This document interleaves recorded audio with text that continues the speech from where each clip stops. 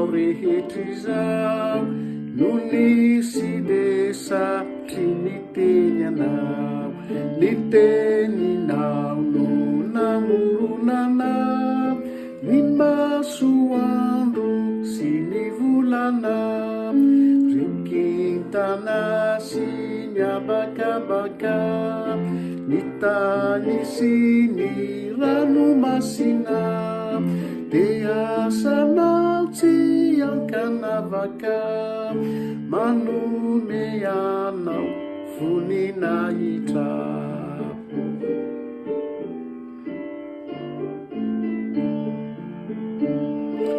Ry Zanahary Hendry sy Mahay,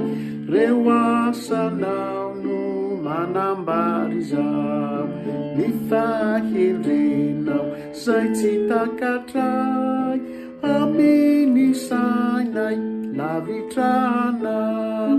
raha jereko ny asan-tananao, ilay tontolo vita sy natao, manome ahy saina vaovao, anamporofo ny fisianao.